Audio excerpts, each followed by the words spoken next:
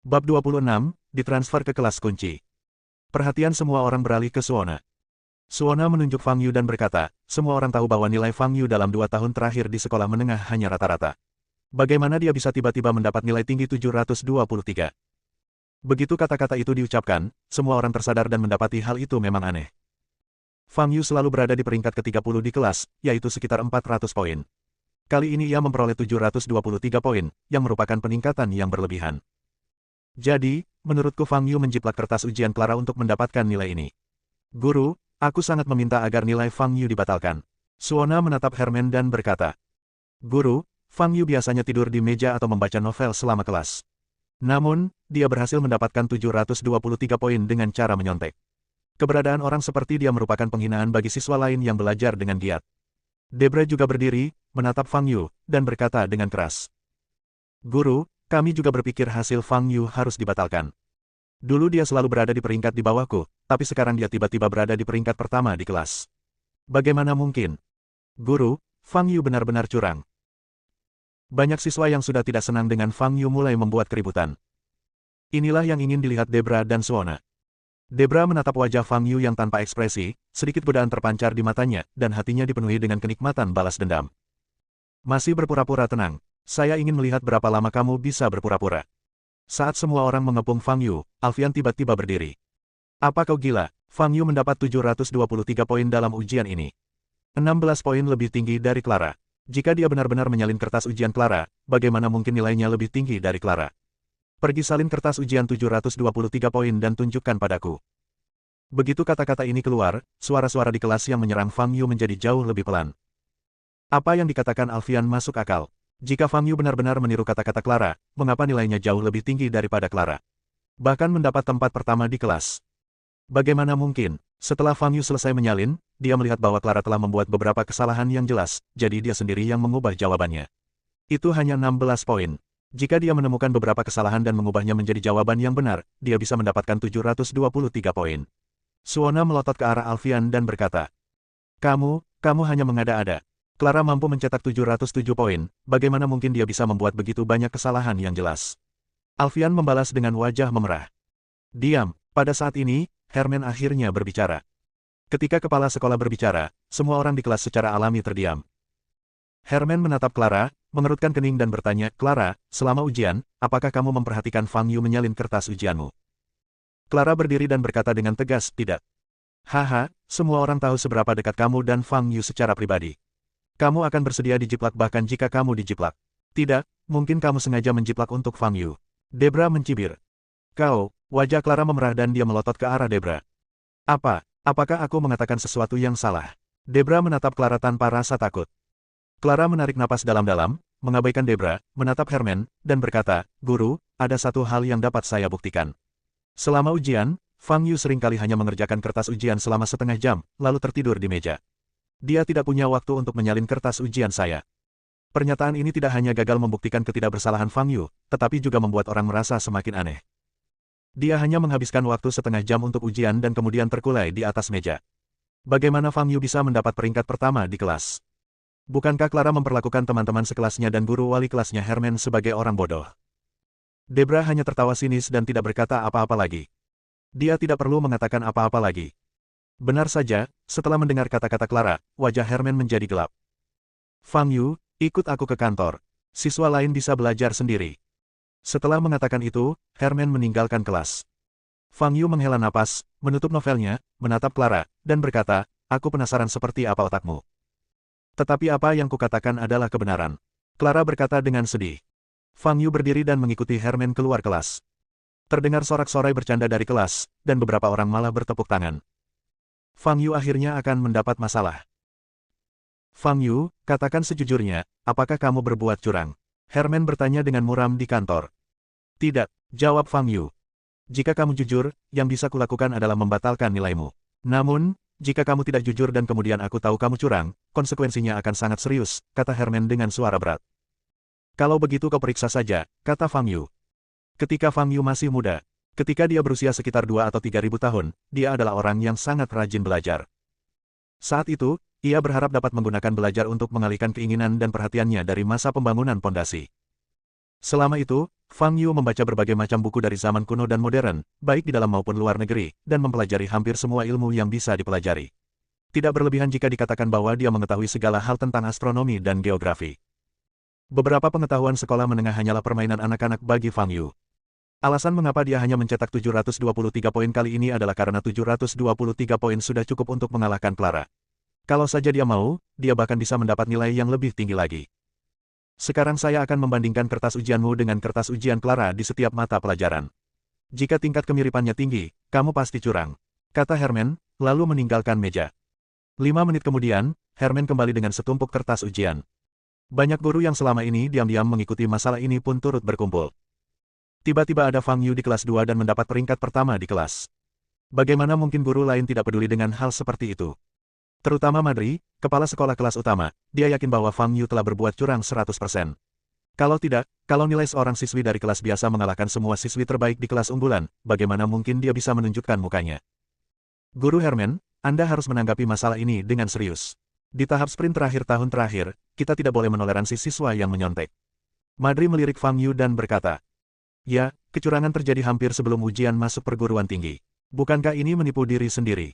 Yang terpenting adalah jika kita tidak memberikan penjelasan kepada siswa tentang hal ini, itu akan memengaruhi semangat belajar mereka. Kata Japung, seorang guru matematika di kelas utama. Benar sekali, beberapa guru lainnya menimpali. Raisa juga berada di antara kelompok guru ini, tetapi dia tidak berbicara. Dia hanya menatap Fang Yu yang tidak mengatakan sepatah kata pun. Siswa ini terlihat sangat familiar. Herman dengan hati-hati membandingkan kertas ujian Clara dan Fang Yu, dan ekspresinya berangsur-angsur menjadi aneh. Setelah membandingkan kertas ujian komprehensif, dia mengangkat kepalanya dan melirik Fang Yu, matanya penuh keterkejutan. Guru Herman, apa yang terjadi?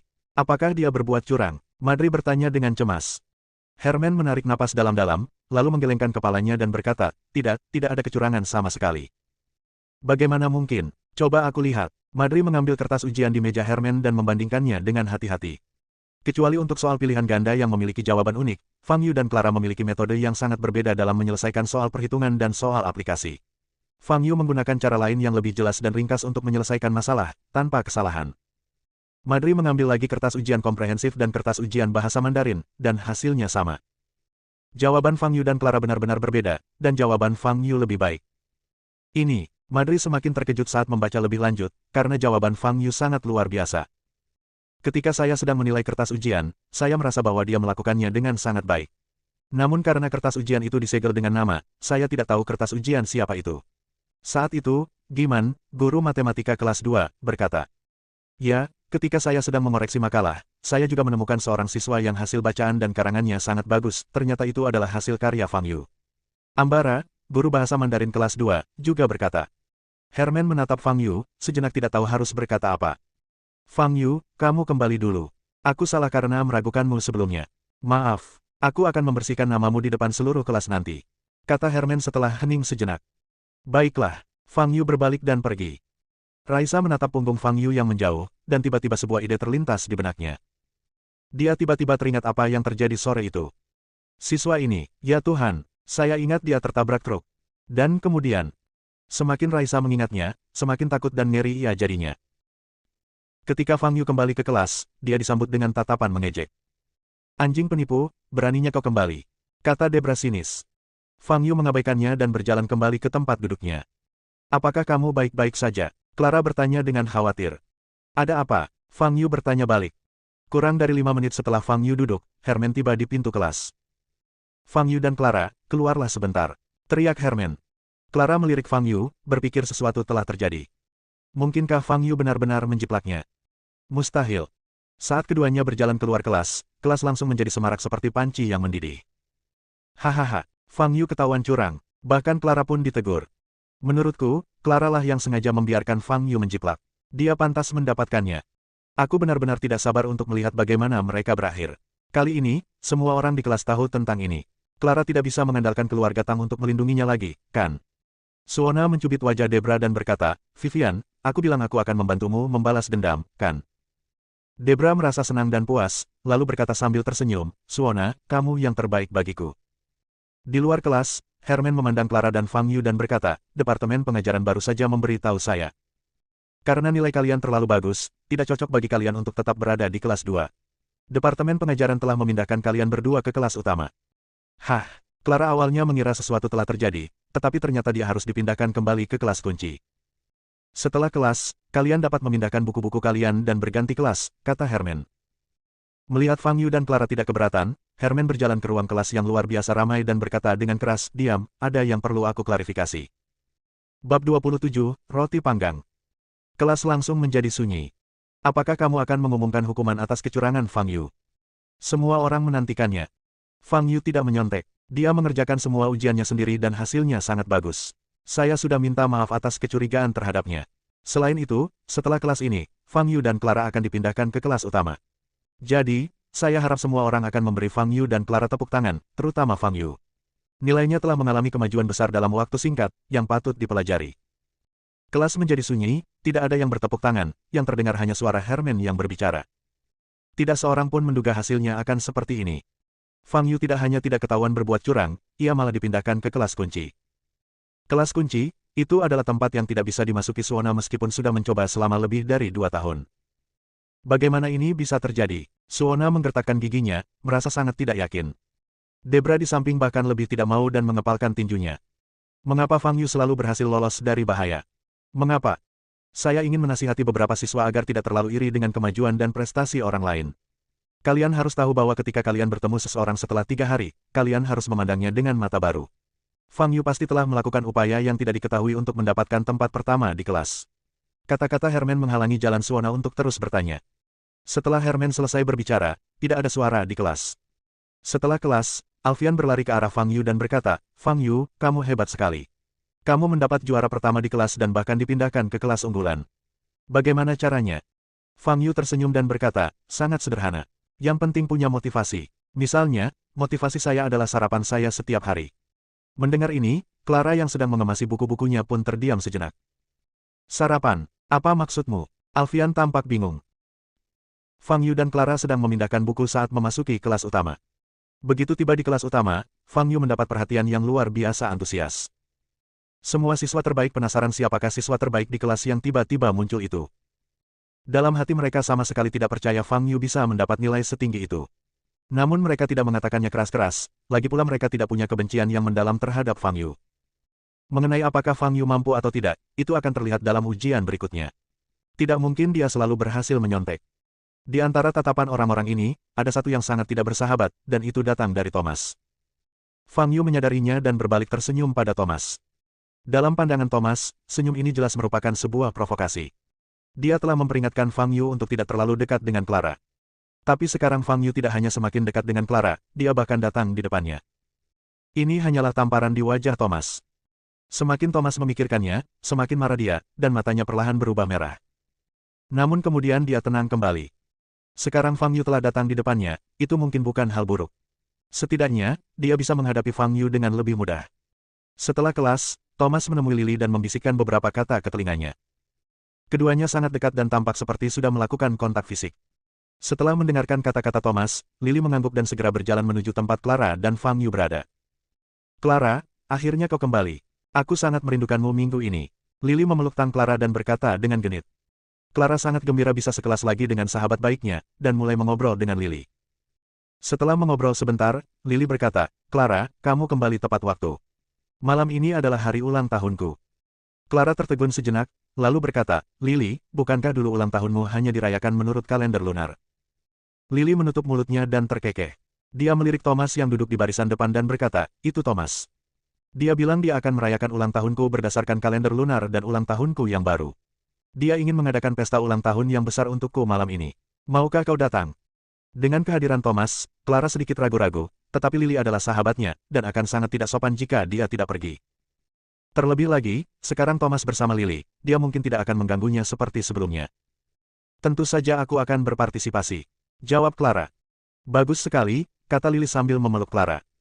Kemudian, Lily menatap Fang Yu yang tengah membaca novel dan berkata, "Aku belum bertemu teman sebangkumu." Clara menyentuh bahu Fang Yu. "Ada apa?" Fang Yu menatap Clara. "Ini teman baikku, Lily." Clara memperkenalkan. "Oh." Fang Yu berbalik lagi, tanpa niat menyapa Lily. Clara sedikit malu dan hendak berbicara. "Thomas ingin aku mengundang semua teman sekelas, termasuk Fang Yu." Lily melirik Fang Yu dan berkata, Pada saat ini, bel kelas berbunyi. Aku kembali dulu, kata Lily. Setelah kelas, Clara menusuk Fang Yu dengan jarinya lagi. Maukah kau ikut denganku malam ini? Duduklah sebentar dan pergilah. Tidak tertarik, jawab Fang Yu. Akan aneh jika Thomas tidak memiliki motif tersembunyi ketika dia mengundangnya ke pesta ulang tahun Lily. Fang Yu tidak takut dengan apa yang mungkin dilakukan Thomas, dia hanya merasa bosan. Tapi akan sangat membosankan jika aku pergi sendiri. Lily pasti akan bersama Thomas sepanjang waktu dan tidak akan punya waktu untuk mengobrol denganku, dan aku tidak begitu mengenal teman sekelas lainnya, kata Clara. Jadi bagaimana? Apakah ada banyak hal yang ingin kubicarakan denganmu? Fang Yu bertanya balik. Setidaknya aku sedikit mengenalmu, kata Clara. Aku tetap tidak tertarik. Fang Yu menolak dengan tegas. Pada beberapa kelas berikutnya, Fang Yu terus-menerus diganggu oleh Clara. Clara berusaha keras untuk mengajak Fang Yu pergi bersamanya. Akhirnya, Fang Yu sudah sangat muak dan berkata, diamlah. Aku akan pergi bersamamu jika kau menyetujui salah satu permintaanku. Permintaan apa? Tanya Clara. Datanglah ke rumahku akhir pekan ini dan kerjakan pekerjaan rumah untukku. Fang Yu berpikir sejenak dan berkata. Setuju. Clara langsung menyetujui. Setelah sekolah pada sore hari, Fang Yu mengikuti Clara kembali ke keluarga Tang. Clara berganti pakaian cantik berwarna biru langit dan memakai riasan tipis, tampak secantik peri. Sangat kontras dengan Fang Yu yang mengenakan seragam sekolah. Tempat Thomas mengadakan pesta ulang tahun Lily berada di lantai atas hotel genting di kota Jianghai. Ketika Fang Yu dan Clara tiba, sudah ada banyak orang, sebagian besar siswa di kelas. Seluruh lantai atas sudah dipesan oleh Thomas. Beberapa meja sudah terisi penuh dengan makanan dan anggur, dan para pelayan serta koki sudah siap sedia melayani kapan saja. Ada juga lantai dansa besar di tengah tempat itu bagi orang-orang untuk berdansa dan bersenang-senang. Clara, kau di sini. Lily berpakaian sangat mewah malam ini, dengan gaun malam putih dan kalung berlian di lehernya. Tetapi dibandingkan dengan Clara, Lily masih jauh lebih rendah. Saat Clara dan Lily tengah mengobrol, Thomas yang mengenakan jas juga berjalan mendekat. Ketika Thomas melihat Clara mengenakan gaun, sedikit rasa panas terpancar di matanya, tetapi dia segera menyembunyikannya. Selamat datang di pesta ulang tahun Lily, ucap Thomas sambil tersenyum sopan. Clara memandang Thomas dan Lily dan merasa bahwa mereka memang pasangan yang cocok. Namun, Clara masih merasa agak aneh bahwa mereka berdua telah berkembang hingga titik ini hanya dalam beberapa hari. Tapi mungkin ini cinta. Selama Anda bertemu orang yang tepat, percikan cinta akan langsung muncul. Clara dengan tulus mendoakan kebahagiaan Lily dan Thomas. Kamu bisa bermain di sini sekarang. Aku akan pergi dan menyapa siswa lainnya, kata Lily kepada Clara, lalu pergi bersama Thomas. Dari awal hingga akhir, mereka memperlakukan Fang Yu seperti udara. Fang Yu sudah mengantisipasi situasi ini. Dia sama sekali tidak peduli dengan tipu daya bocah-bocah kecil ini. Perhatiannya tertuju pada makanan. Fang Yu berjalan menuju meja makan dengan berbagai makanan dan mulai makan. Thomas, yang sedang berbicara dengan siswa lain, melirik Fang Yu dan mencibir. Itu benar-benar gaya redneck. Seperti yang diharapkan dari Thomas, dia benar-benar kaya dan berkuasa. Tuan muda yang telah memesan seluruh lantai malam ini. Biayanya sendiri mungkin ratusan ribu. Dengan status tuan muda yang, ratusan ribu bukanlah apa-apa. Sebagian besar siswa di kelas tersebut belum pernah melihat pemandangan semewah itu. Mereka melihat sekeliling dan mendesah kagum. Menghadapi pujian dan sanjungan dari teman-teman sekelasnya, mata Lily dipenuhi dengan kebanggaan dan kehormatan. Inilah kehidupan yang telah lama diimpikannya. Dia telah lama mencintai Thomas secara diam-diam, dan akhirnya mendapat tanggapan. Jika dia berhasil menikah dengan keluarga yang di masa depan, statusnya akan setara dengan wanita kaya seperti Clara. Clara menyapa beberapa teman sekelas dan mengobrol sebentar, lalu berbalik dan mendapati Fang Yu telah pergi. Menoleh ke sekelilingnya, dia melihat Fang Yu tengah memakan steak dalam suapan besar. Clara hendak berjalan mendekat ketika lampu di tempat itu tiba-tiba mati, hanya menyisakan seberkas cahaya pada Thomas dan Lily. Saya senang semua orang bisa datang ke pesta ulang tahun Lily malam ini. Sebagai pacar Lily, izinkan saya bersulang untuk kalian semua dengan segelas anggur. Thomas mengambil segelas anggur merah di tangannya dan meminumnya dalam sekali teguk. Tepuk tangan terdengar di mana-mana. Kita juga harus bersulang untuk anak laki-laki yang berulang tahun, Lily dan Thomas. Kata seorang anak laki-laki dengan suara keras. Oke, segerombolan orang berseru. Anak laki-laki itu berjalan mendekati Thomas dan Lily dan berkata, saya berharap Lily akan menjadi semakin cantik dan hidup bahagia selamanya bersama Tuan Muda Thomas. Setelah berkata demikian, anak lelaki itu mendongakkan kepalanya dan meminum anggur di tangannya, yang menyebabkan tepuk tangan meriah lagi. Setelah itu, semua orang bergantian bersulang untuk Thomas dan Lily serta mengucapkan beberapa kata ucapan selamat. Clara juga melangkah maju untuk bersulang, Lily, aku berharap kamu dan Thomas bisa bahagia selamanya. Tentu saja, kata Lily dengan gembira. Thomas tersenyum dan tidak mengatakan apa-apa. Setelah Clara bersulang, dia minggir. Thomas melihat sekeliling, senyum sinis muncul di wajahnya, dan dia berkata pada dirinya sendiri, sepertinya masih ada teman sekelas yang belum datang untuk bersulang. Setelah mengatakan itu, dia menyuruh pelayan menyalakan lampu. Begitu lampu dinyalakan, semua orang melihat Fang Yu sedang makan kaki ayam panggang di meja di kejauhan. Melihat adegan ini, semua orang tertawa terbahak-bahak. Bukankah Fang Yu terlalu tidak berpendidikan? Ketika menghadiri pesta ulang tahun yang diselenggarakan orang lain, dia bahkan tidak bersulang dan hanya makan dan minum sepuasnya. Teman sekelas Fang Yu, apakah kamu benar-benar lapar? Apakah kamu sengaja datang ke sini dengan perut kosong karena kamu tahu akan ada pesta malam ini? Thomas bertanya dengan keras. Kalimat ini menyebabkan gelak tawa lagi. Fang Yu mengabaikan Thomas. Lupakan saja, kita ini teman sekelas. Kalau kamu tidak datang, aku akan datang dan menawarkanmu segelas anggur. Thomas berjalan mendekat sambil tersenyum nakal, sambil memegang segelas anggur merah. Bab 28, kamu dan aku bukan teman. Thomas perlahan berjalan mendekati Fang Yu. Makanan di sini lezat, kan? Semuanya dibuat oleh koki internasional, kata Thomas sambil tersenyum sinis. Dia telah mengirim orang untuk menyelidiki sebelumnya dan mengetahui bahwa Fang Yu adalah seorang yatim piatu dari keluarga miskin. Justru karena itulah dia meminta Lily untuk mengundang Fang Yu ke pesta ulang tahun. Malam ini, dia akan memberitahu Fang Yu apa celahnya. Fang Yu masih diam memakan makanan di piring, mengabaikan Thomas. Sebagai tuan rumah, aku sudah menghampirimu. Mengapa kau tidak berdiri dan bersulang untukku segelas anggur? Bukankah tidak sopan jika kau melakukannya? Thomas berkata dengan mata sedikit menyipit. Kemudian, Thomas tiba-tiba tertawa lagi dan berkata, oh, maaf, saya lupa bahwa kamu adalah seorang yatim piatu. Wajar saja jika kamu tidak memiliki keluarga yang mengurusmu dan tidak memiliki seorang pun yang merawatmu. Mendengar ini, Fang Yu mengangkat matanya dan menatap Thomas. Mata Fang Yu segelap malam, seolah dia bisa melihat segala sesuatu tentang Thomas dalam sekejap. Thomas hanya merasakan hawa dingin menjalar dari telapak kakinya, seolah-olah dia jatuh ke dalam gua es. Karena kamu mentraktirku makan malam hari ini, aku bisa memberimu kesempatan untuk meminta maaf. Fang Yu berdiri dan berjalan di depan Thomas. Wajah Thomas sedikit berubah dan jantungnya berdebar kencang. Bagaimana ini bisa terjadi? Bagaimana mungkin aku takut pada seorang Fang Yu? Thomas merasa malu dan terganggu oleh ketakutan yang tidak dapat dijelaskan. Dengan begitu banyak teman sekelas yang mengawasinya dari belakang, bagaimana dia bisa menunjukkan kepengecutannya? Minta maaf. Bukankah ucapanku tadi salah? Kau sama sekali tidak punya sopan santun. Jadi, apa kau masih ingin memukulku? Thomas memasukkan tangan kirinya ke dalam saku celananya dan berkata dengan bangga. Sebagai prajurit bawaan tahap kelima, Thomas tidak terkalahkan di antara rekan-rekannya, tetapi dia juga sangat kuat. Jika Fang Yu berani menyerangnya, dia pasti akan membuat Fang Yu menderita. Bagus sekali. Fang Yu tersenyum, mengangkat tangannya dan mengipasi pipi kiri Thomas. Thomas bereaksi cepat. Begitu Fang Yu mengangkat tangannya, dia siap membela diri. Tetapi Thomas masih tidak menyangka tamparan Fang Yu akan begitu cepat. Boom! Tamparan itu mendarat keras di pipi kiri Thomas, menimbulkan suara keras. Thomas terhuyung dan jatuh ke tanah, merasa pusing. Sekelompok siswa yang hendak menertawakan Fang Yu tertegun sejenak, lalu mereka bereaksi dan segera berlari ke arah Thomas. Lily menjerit, mengangkat roknya, berlari ke Thomas dan berjongkok. Thomas menutupi wajahnya dan menatap Fang Yu dengan tatapan kesal. Dari kecil hingga dewasa, dia tidak pernah ditampar di depan umum. Bahkan orang tuanya, tidak seorang pun berani melakukan hal itu. Tapi sekarang, di depan seluruh kelas, Fang Yu, bajingan itu, berani menamparnya. Thomas, kamu baik-baik saja.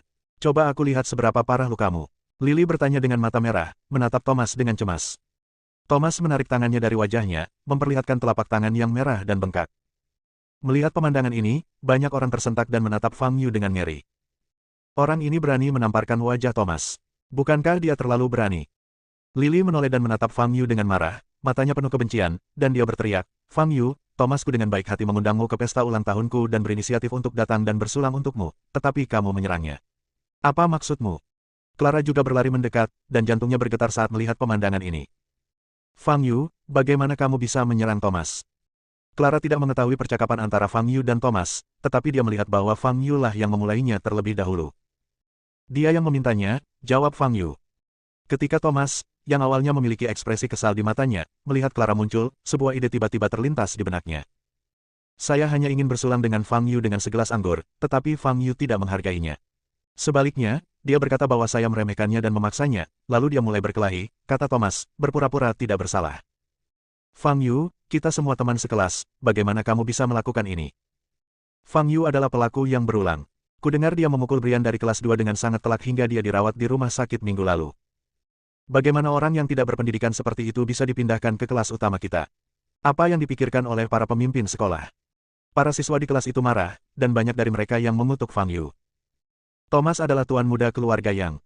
Dia bangsawan dan kaya. Dia sering mengundang mereka ke pertemuan dan pesta. Tentu saja, mereka berdiri di pihak Thomas tanpa syarat.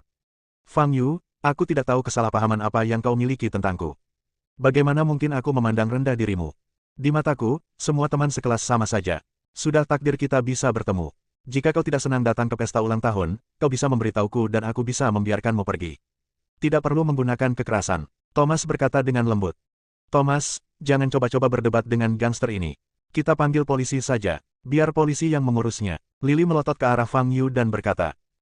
Tidak perlu. Aku yakin Fang Yu tidak melakukannya dengan sengaja. Dia hanya tidak bisa mengendalikan emosinya.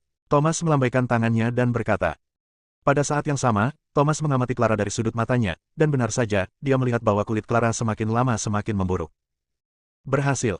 Tapi wajahmu. Lily merasa sangat tertekan.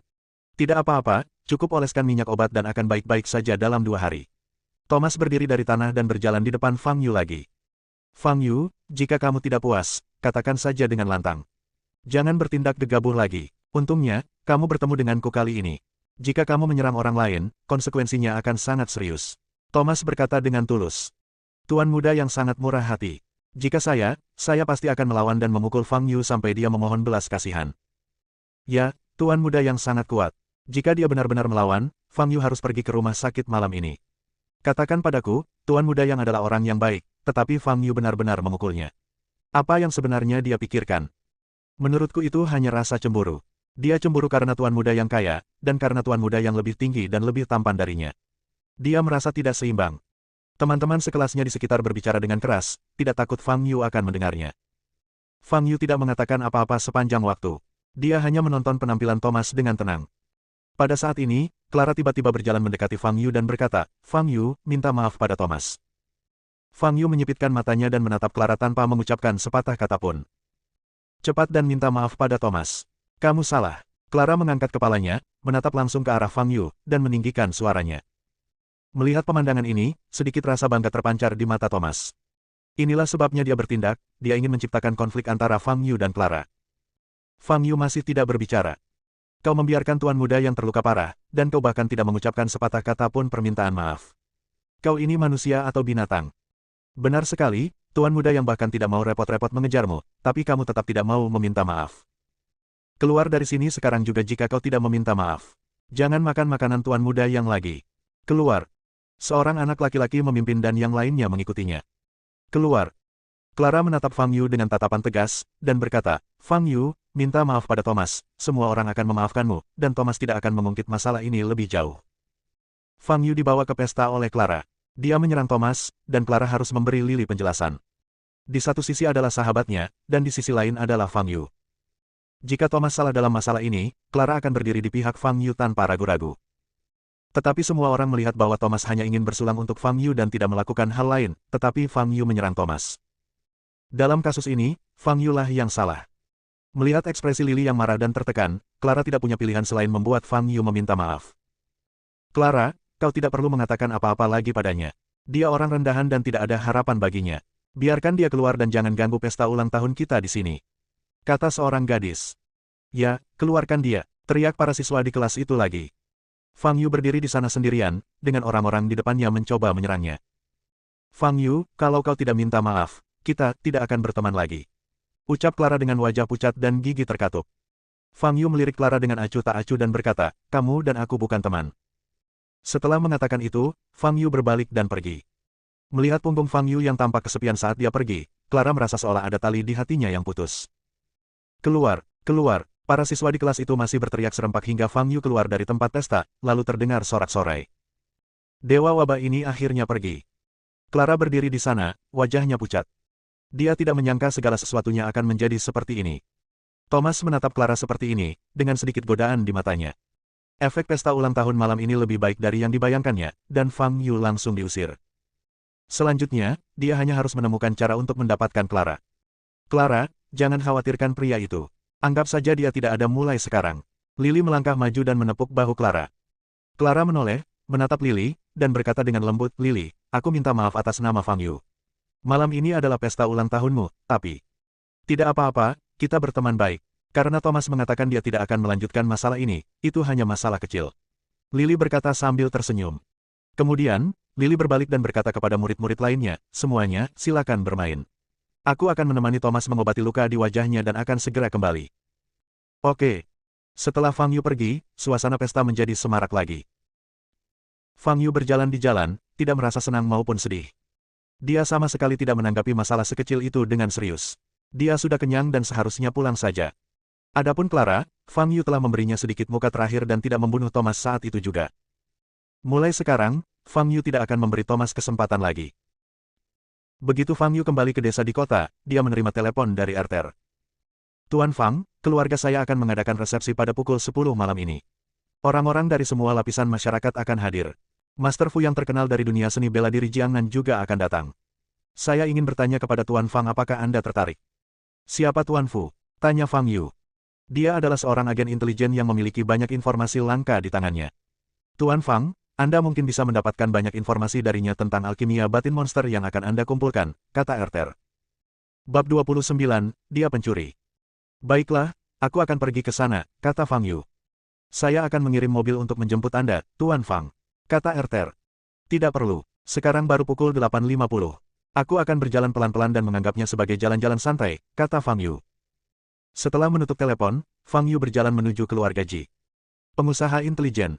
Faktanya, Fang Yu adalah orang yang memiliki informasi terbanyak di dunia. Setelah hidup selama hampir 5.000 tahun, ia telah bepergian hampir ke seluruh dunia. Namun, dalam 1.000 tahun terakhir, Fang Yu jarang bepergian keliling dunia dan pada dasarnya tinggal di Tiongkok. Lagi pula, dia tidak banyak bepergian selama tinggal di China. Artinya tinggal di satu tempat untuk waktu lama, lalu pindah ke tempat lain untuk waktu lama. Di dunia ini, banyak hal berubah seiring berjalannya waktu. Informasi yang diketahui Fang Yu sebelumnya sudah ketinggalan zaman. Sekarang dia benar-benar harus bergantung pada kekuatan eksternal untuk mendapatkannya dengan cepat. Jika yang disebut Master Fu ini dapat menyediakan satu atau dua tempat di mana monster tingkat tinggi dapat bertahan hidup, Fang Yu akan sangat berterima kasih padanya. Fang Yu berjalan perlahan menuju rumah Ji dan tiba di pintu rumah Ji sekitar pukul 9.50 malam.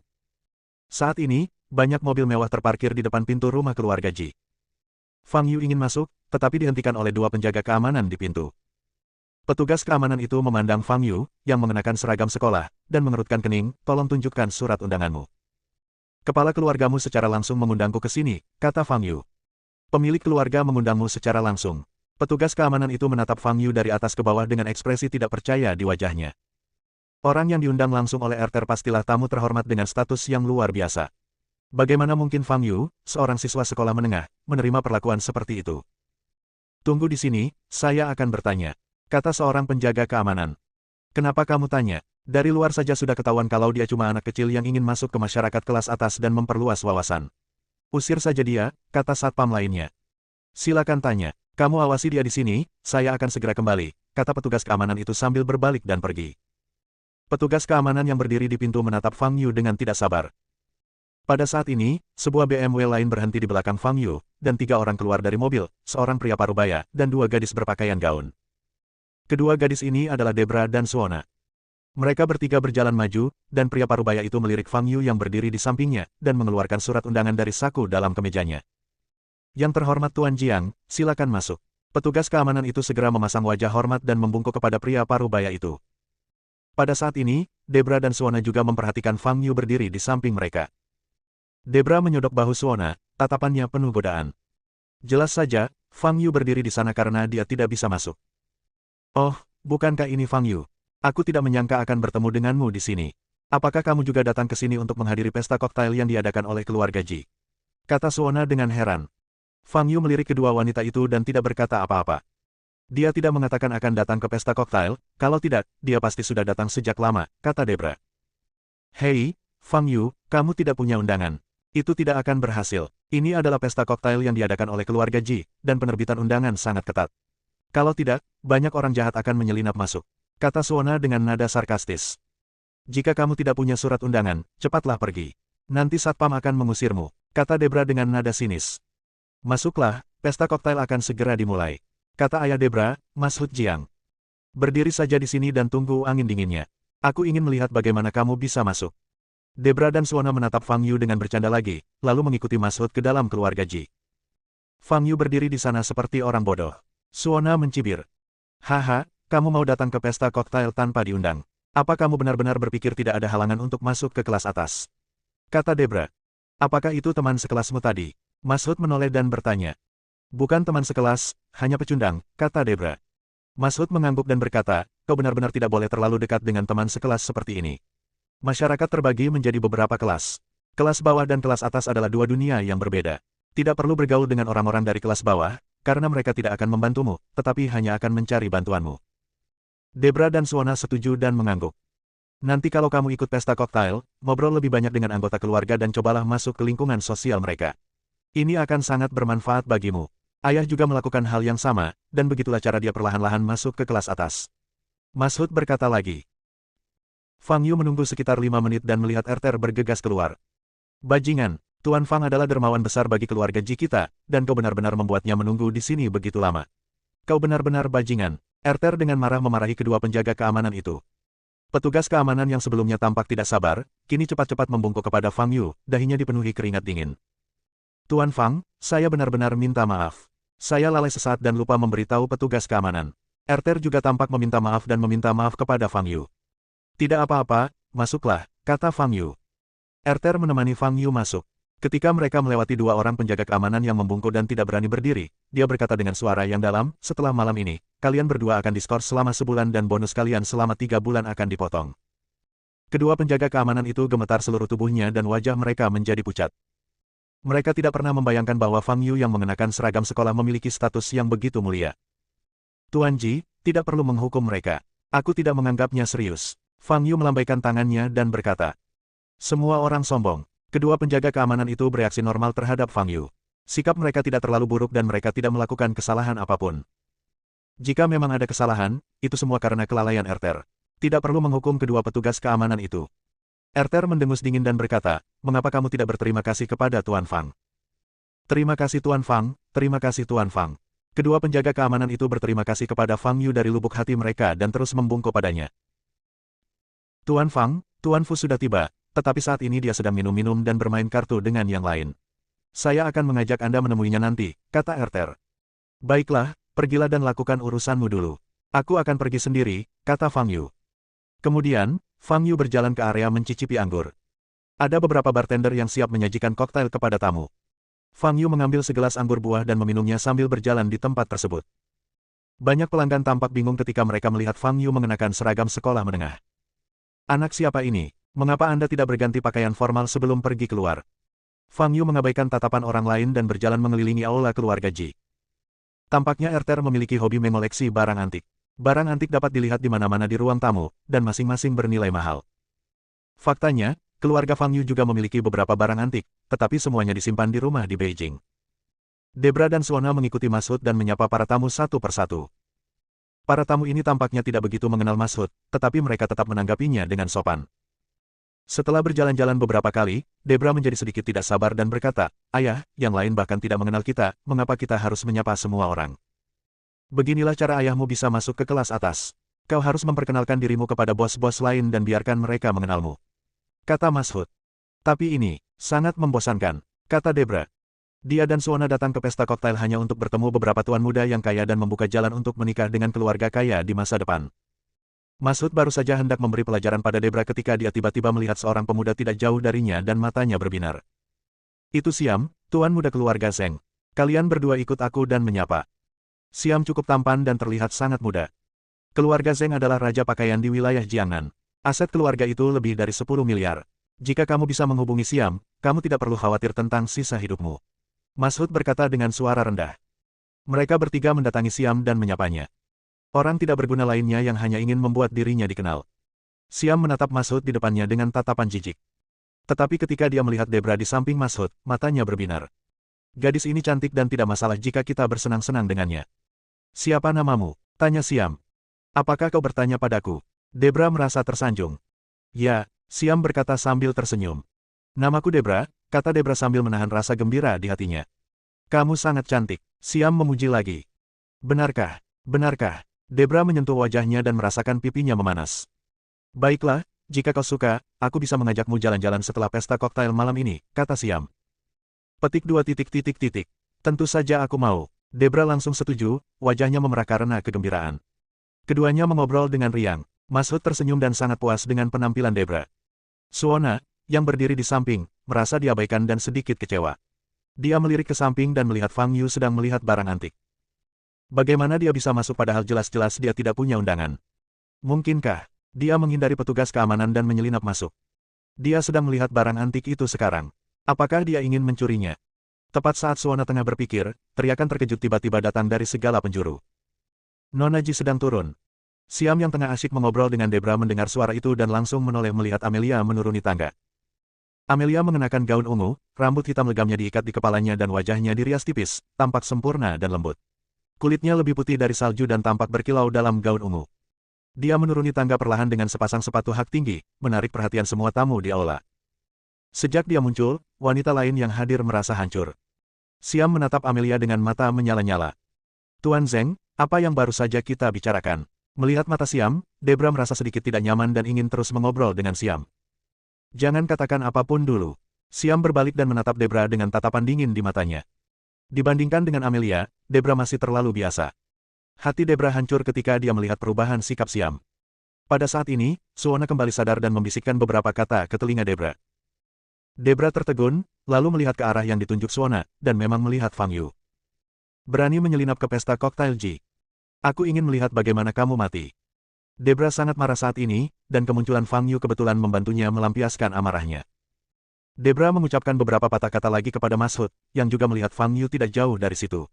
Dia menyipitkan matanya dan berkata, Nona Ji ada di sini. Ayo kita beritahu dia. Ini kesempatan bagus untuk pamer di depan keluarga Ji. Jadi, Masud membawa Debra dan Suona dan berjalan menuju Amelia. Nona Ji, ada sesuatu yang mendesak untuk kami sampaikan kepada Anda.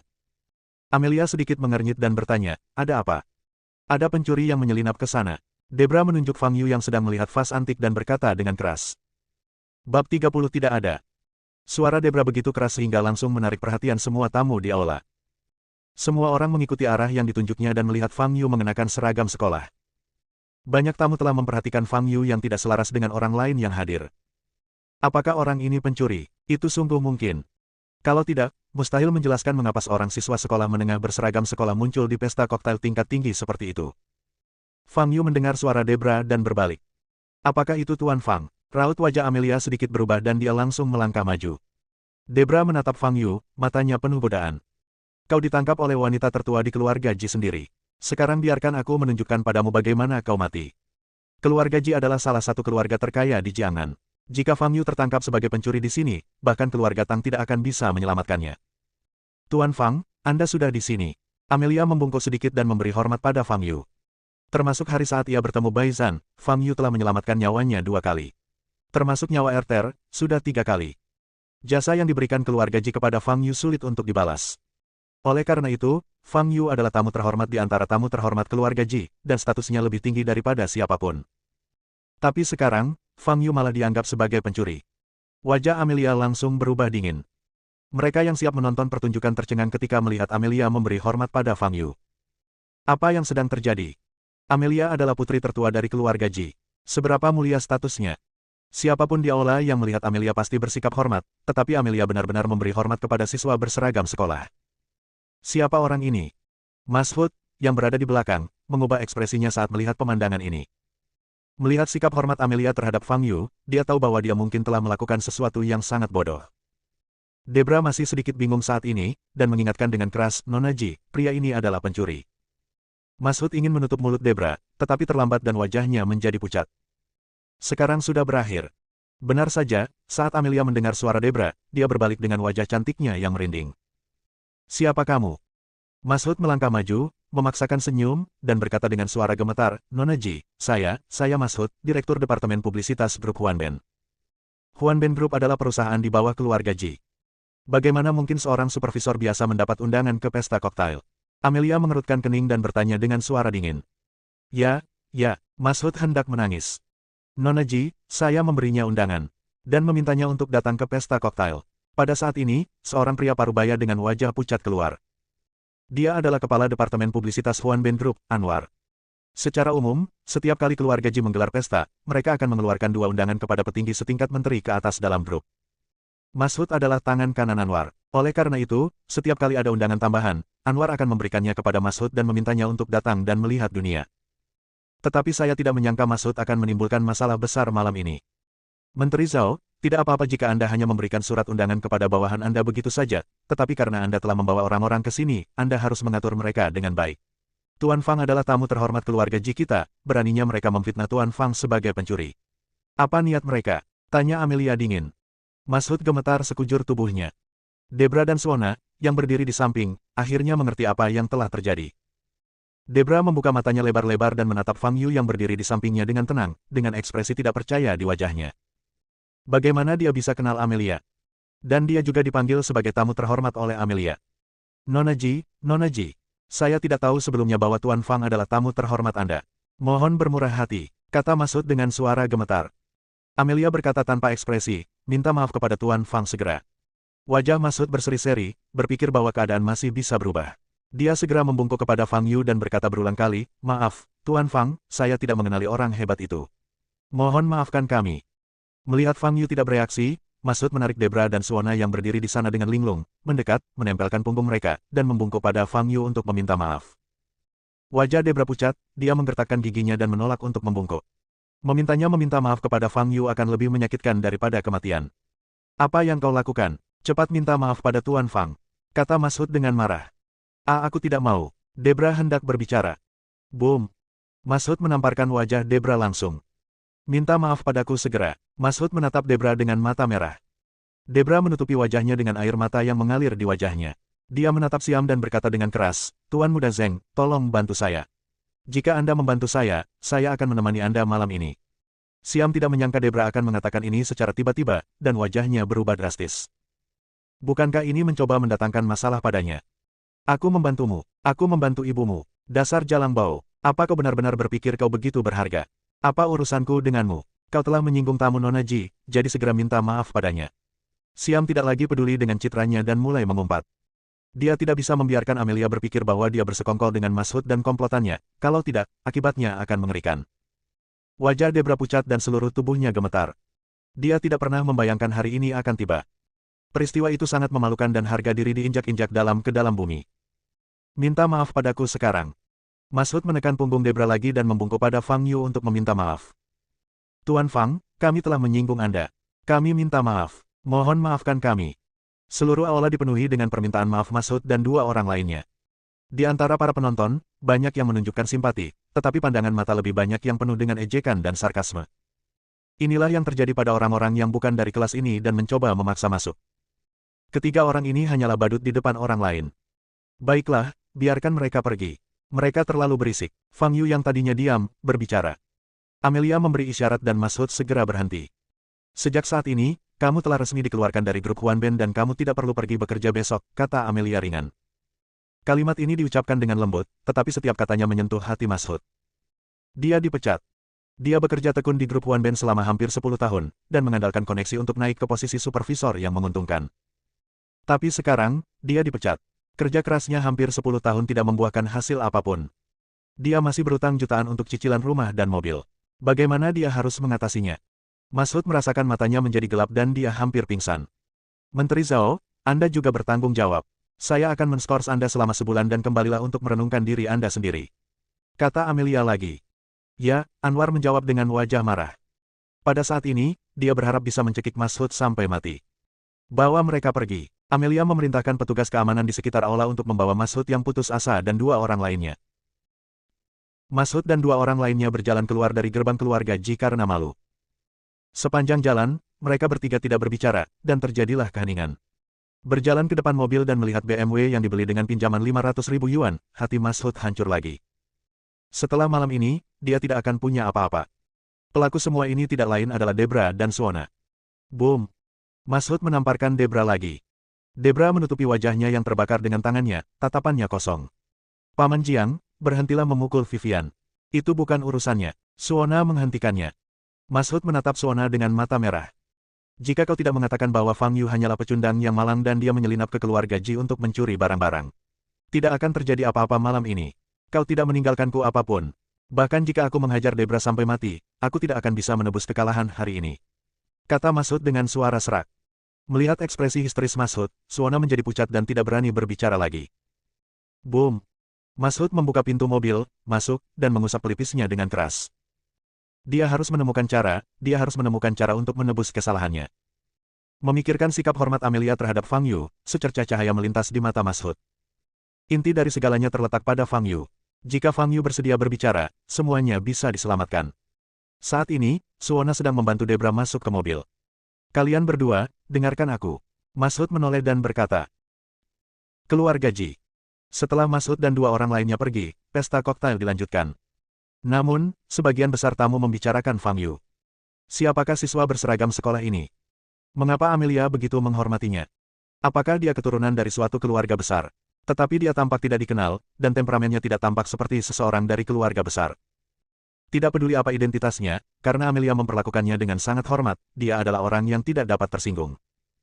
Tuan Fang, Tuan Fu seharusnya sudah selesai bermain kartu dan beristirahat. Saya akan mengantar Anda ke atas untuk menemuinya sekarang, kata Amelia. Oke. Fang Yu mengikuti Amelia ke atas. Berjalan di belakangnya, dia bisa melihat sosok Amelia yang anggun. Setiap kali dia melihat wajah Amelia, dia selalu teringat pada wanita dari bertahun-tahun yang lalu. Keindahan yang sama, keanggunan yang sama. Perbedaannya adalah wanita itu memiliki bakat luar biasa dalam kultivasi. Butuh waktu kurang dari 200 tahun baginya untuk menerobos ke tahap pemisahan roh dan menjadi pemimpin di antara generasi muda. Jika wanita itu diberi waktu 500 tahun lagi, kemungkinan besar dia akan naik ke surga dan menjadi abadi. Sayangnya, dalam perang berikutnya antara sekte-sekte di dunia kultivasi abadi, wanita itu meninggal demi melindungi sektenya. Untuk mengenangnya, Fang Yu mendirikan batu nisan untuknya di puncak Gunung Tianji. Namun, Fang Yu tidak pernah datang memberi penghormatan selama bertahun-tahun, jadi batu nisannya mungkin sudah usang dan hilang. Sambil berpikir, Amelia membawa Fang Yu ke sebuah kamar di lantai 2. Seorang lelaki tua berjubah abu-abu sedang duduk di sofa di ruangan itu, dan Erter sedang berkomunikasi dengannya. Tuan Fang, ini Tuan Fu. Amelia memperkenalkan pada Fang Yu. Fang Yu mengangguk dan duduk di sofa di sisi lain. Master Fu di depannya telah mencapai tahap pemurnian Qi tingkat ke-11, dan dia tampak sangat energik. Namun ekspresinya penuh penghinaan. Tuan Fu, ini Tuan Fang Yu yang ingin membeli informasi dari Anda. Amelia berkata kepada Tuan Fu. Apa gunanya membeli informasi untuk anak bawaan tingkat 5? Kata Master Fu dengan ekspresi angkuh di wajahnya. Bersambung.